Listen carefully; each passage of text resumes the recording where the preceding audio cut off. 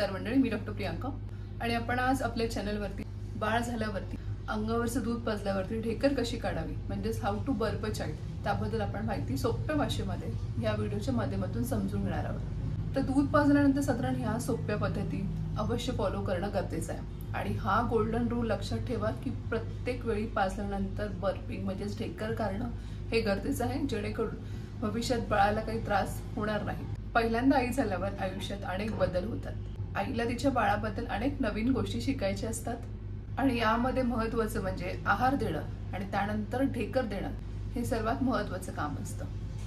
तर सिंपल गोष्ट मंडळी, जेव्हा बाळाला आपण दूध पाजतो आणि जेव्हा आपण त्याची ढेकर काढतो तर ह्यामुळे त्याला गॅस होण्याची संभावना खूप कमी होते आणि आपण गॅस होण्यापासून त्याला रोखतो आणि अशा बाळाने ढेकर देणं खूप महत्त्वाचं आहे।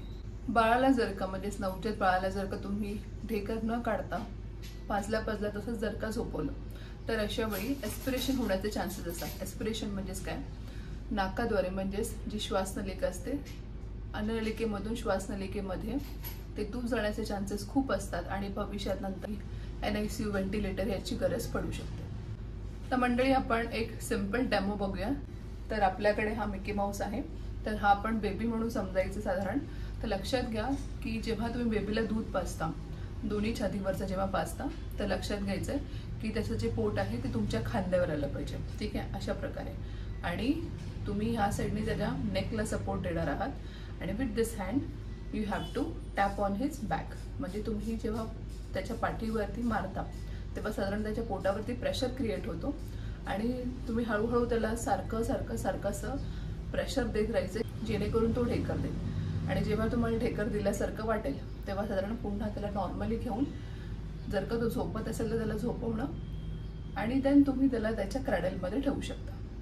दुसरं महत्त्वाचं म्हणजे जर का बाळ असं करूनही ढेकर देत नसेल तर सिंपल आहे की तुम्ही बाळाला स्ट्रेचिंग करू शकता। तर अशा वेळी बेबीला तुम्ही अशा प्रकारे झोपवायचं आणि you have to stretch his legs, stretch his hands. अशामुळे कसं होतं की पोटावरती ताण पडतो आणि बेबी ढेकर देतो।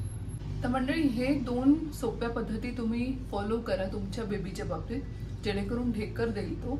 आणि शक्यतो आईनेही काळजी घ्यायची आहे, पथ्य पाळायचे आहेत। तुम्हाला तुमचे डॉक्टर्स, तुमचे गायनेकोलॉजिस्ट हे तुम्हाला सांगतील कोणते पथ्य तुम्ही पाळणं गरजेचं आहे, जेणेकरून बाळाला गॅसेस होणार नाही, कारण की तुम्ही जे खाणार तेच तुमच्या दुधावाटे तुमच्या बेबीला जाणार। सो जास्त हायड्रेशन ठेवा, फ्रूट्स घ्या, जेणेकरून बेबीलाही दुधातून ते सगळं विटॅमिन्स वगैरे आहे त्या आवश्यक आहेत। आणि बाकीचे व्हिडिओ स्क्रॉल करून बघा फॉर मोर इन्फॉर्मेशन।